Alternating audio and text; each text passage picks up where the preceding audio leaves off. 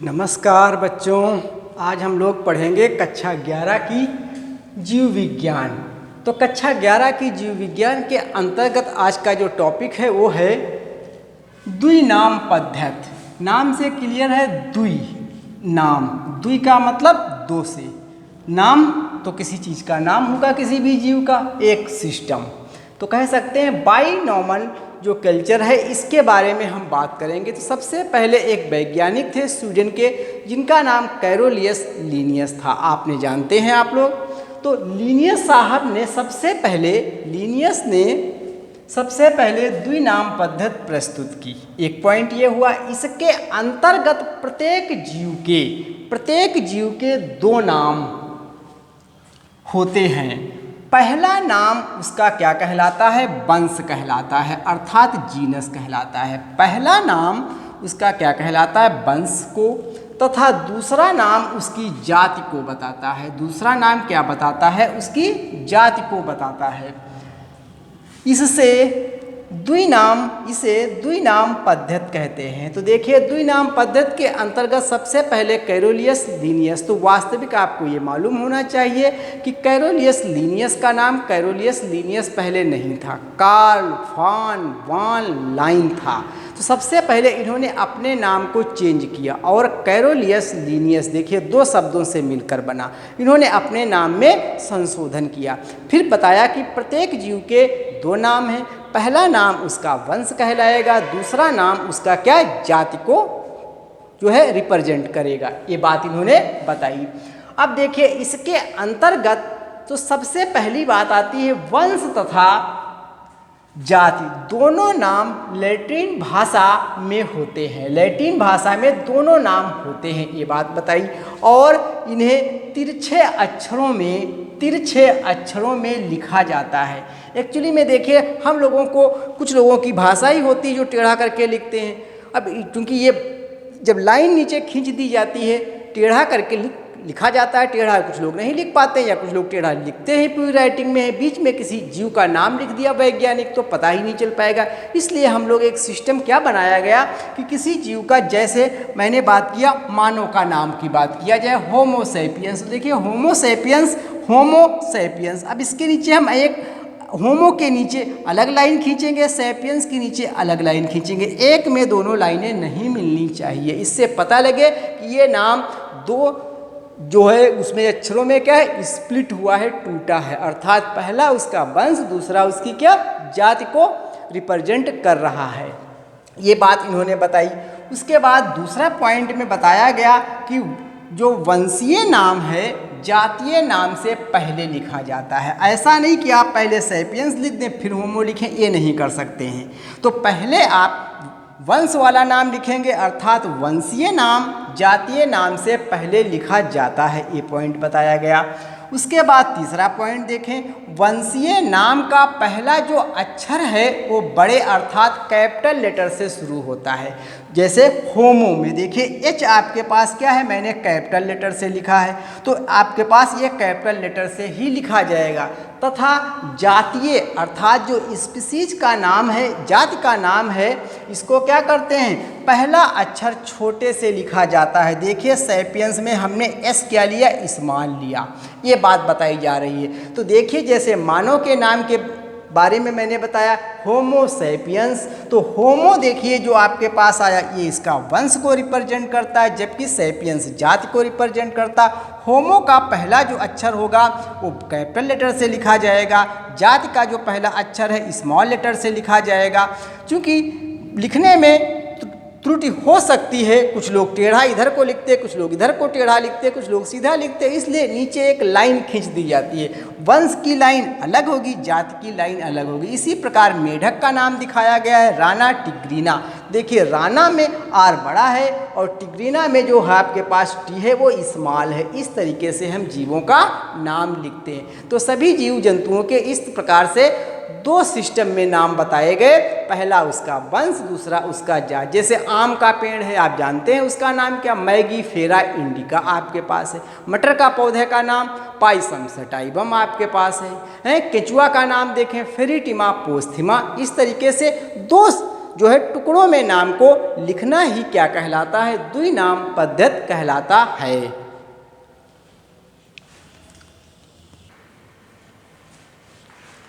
अब देखिए थोड़ी सी बात करते हैं कि द्विनाम पद्धति का महत्व क्या है।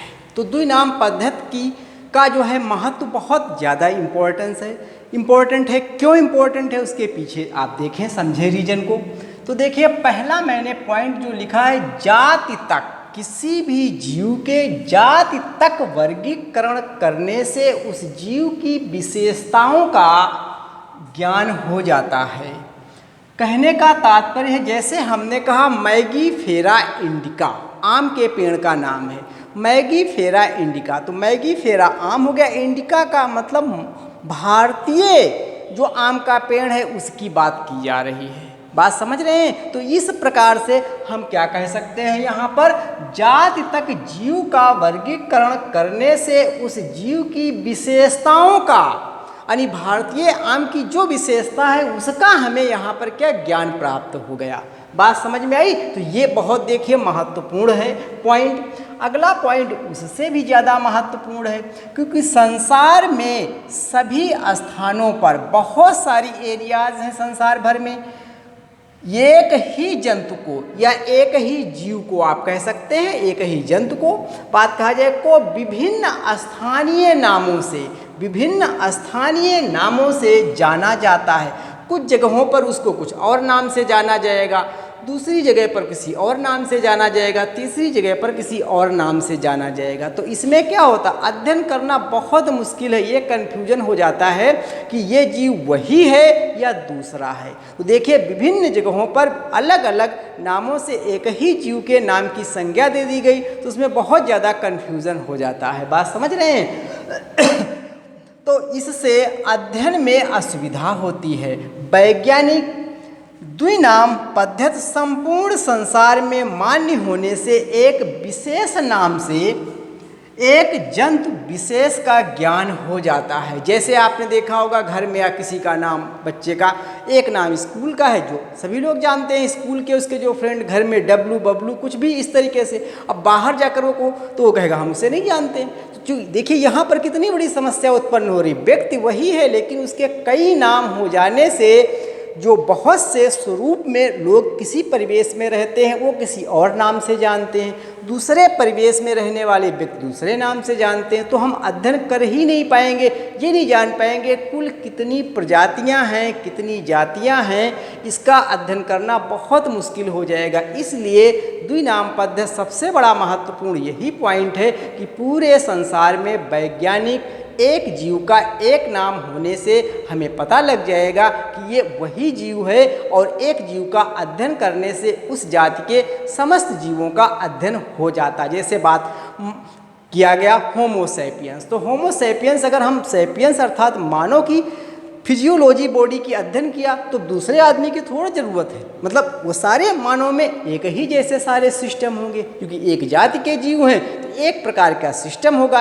एक व्यक्ति का पाचन सिस्टम का अध्ययन किया तो दूसरे में भी पाचन सिस्टम उसी टाइप का होगा। इस प्रकार से वैज्ञानिक जो है ये अध्ययन करने के लिए बहुत सुविधाजनक और एक सटीक तरीका है कि हम सभी जीवों को एक पर्टिकुलर फिक्स नाम से पूरे विश्व में एक ही नाम से उस जीव को जाने, विभिन्न नामों से जानने में बहुत बड़ी असुविधा होती है। तो ये देखिए आपने खुद देख लिया कि कितना ज़्यादा इसका महत्वपूर्ण जो है द्विनाम पद्धति का सिस्टम है।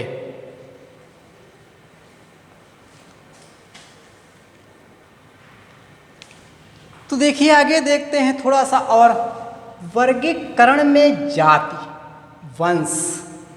देखिए वर्गीकरण में जाति, जाति को स्पीसीज इंग्लिश में बोलते हैं, वंश को जीनस, कुल को फैमिली आप कह सकते हैं, गण को ऑर्डर, वर्ग को क्लास, संघ को फाइलम, जगत को किंगडम आदि विभिन्न स्तरों के वर्गक या कह सकते हैं टैक्सॉन होते हैं। तो एक चीज को हम एक टैक्सा बोलते हैं। टैक्सा, टैक्सॉन का मतलब होता है एक पर्टिकुलर समूह। अब देखिए बात करते हैं कि वर्गीकरण में सबसे छोटी जो इकाई या यूनिट बनती है, क्योंकि हमने नोट में लिखा है वर्गीकरण की मूल इकाई क्या है, जाति होती है। मूल इकाई क्या है, जाति है। जाति वर्गीकरण की सबसे स्मॉलेस्ट यूनिट है। जाति से बड़ा वंश मिलेगा, वंश से बड़ा कुल मिलेगा, कुल से बड़ा गण मिलेगा, गण से जो है बड़ा क्या मिलेगा, वर्ग, वर्ग से बड़ा क्या मिलेगा, संघ, संघ से बड़ा क्या मिलेगा, उपजगत, उपजगत से बड़ा मिलेगा जगत। इस प्रकार से नीचे से ऊपर की तरफ कंटिन्यूएशन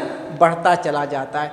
तो वर्गीकरण की सबसे स्मॉलेस्ट जो यूनिट बनकर आई वो क्या कहलाती है, जाति कहलाती है।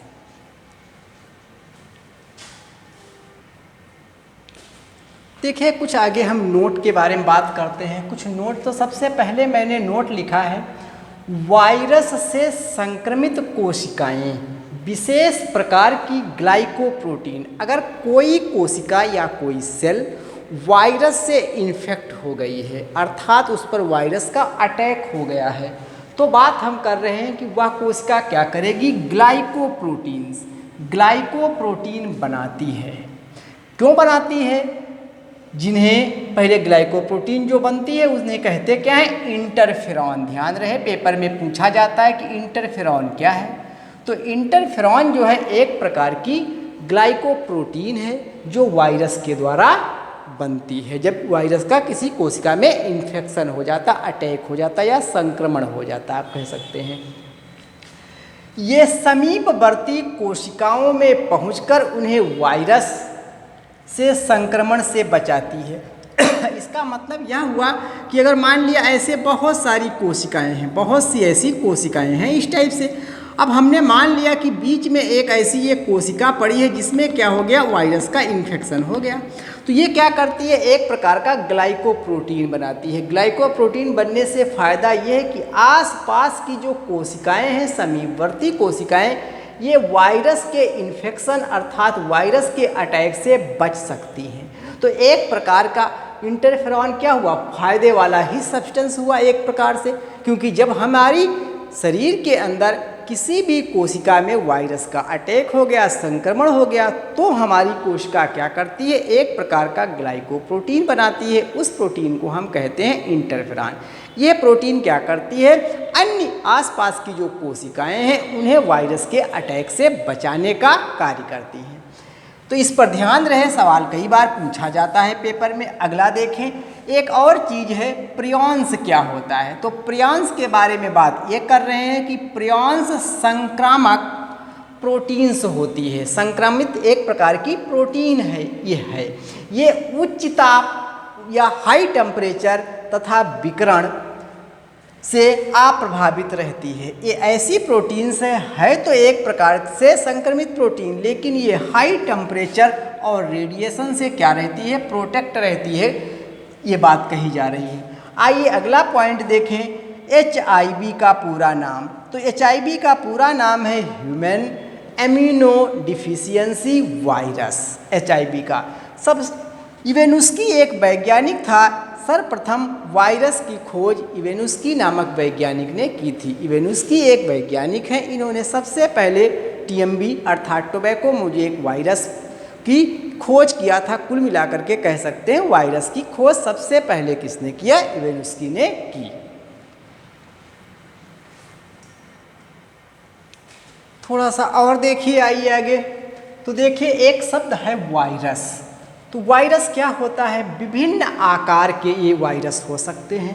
न्यूक्लिक अम्ल अर्थात न्यूक्लिक एसिड या अमीनो अम्ल तथा प्रोटीन्स के खोल से घिरे जीवित कण होते हैं। एक प्रकार से न्यूक्लिक अम्ल तथा प्रोटीन से घिरे हुए जो खोल होते हैं या कण होते हैं उनको हम क्या कहते हैं, वायरस कहते हैं।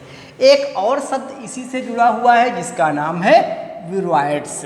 तो विरोइड्स क्या होते हैं, ये प्रोटीन रहित कहा गया RNA के वृत्ताकार अणु होते हैं। ये प्रोटीन रहित, इनमें प्रोटीन्स नहीं पाई जाती, केवल क्या होता है, न्यूक्लिक अम्ल ही होता है।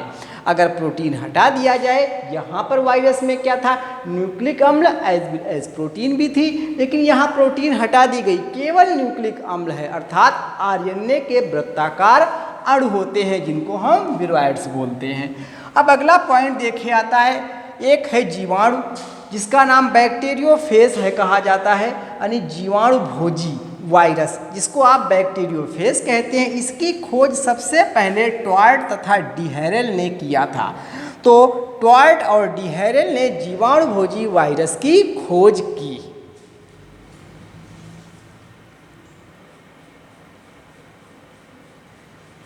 देखिए आगे पॉइंट में देखें कुछ नोट में। सबसे पहले मैं बात कर रहा हूँ राष्ट्रीय पार्क की, अर्थात नेशनल पार्क। तो नेशनल पार्क में कहा गया वन्य जीवों का संरक्षण किया जाता है। जो वन्य जीव होते हैं वहाँ उनका क्या करते हैं, हम यहाँ पर संरक्षण करते हैं अर्थात कंजर्वेशन करते हैं। इनमें वृक्ष का काटना, पेड़ों की कटाई की बात की जा रही है, पशुचरण अर्थात पशुओं को चराना तथा शिकार करना प्रतिबंधित होता है। तो देखिए यहाँ पर बात किया गया है जो भी राष्ट्रीय पार्क हैं इनमें पेड़ों को काटना, पशुओं को चराना तथा शिकार करना इस पर पूर्ण रोक होती है। इसमें जनता का प्रवेश पूर्णतः निषेध होता है, अर्थात कोई भी पब्लिक पर्सन वहाँ एंट्री नहीं कर सकता है, उसे हम राष्ट्रीय पार्क कहते हैं। आइए आगे की बात किया जाए। आगे बात करें तो वन्य जंतु अभयारण्य केवल जंतुओं के लिए संरक्षित क्षेत्र होता है, केवल जंतुओं के लिए, अर्थात जंतु की बात यहाँ पर की जा रही, केवल जंतुओं के लिए संरक्षित क्षेत्र होता है। पशुओं को चरने तथा उपयोगी वस्तुओं को एकत्र करने की यहाँ पर अनुमति होती है। तो देखिए इस तरीके से हमने जिसमें इस वीडियो के अंतर्गत द्विनाम पद्धति बताया, द्विनाम पद्धति का क्या महत्व है इसके बारे में बात किया, और उसी से जुड़ी हुई इस लेसन से संबंधित कुछ नोट थे, उन नोटों पर भी डिस्कस किया गया जो परीक्षा की दृष्टि से काफ़ी उपयोगी हैं। आशा और विश्वास है कि ये पॉइंट 1 बाय 1 आपको समझ में आ जाएंगे और हम इस तरीके से आप लोग हमारा वीडियो देखते रहें और हम नेक्स्ट अर्थात अगले वीडियो में आपसे मुलाकात करेंगे। इसी के साथ नमस्कार।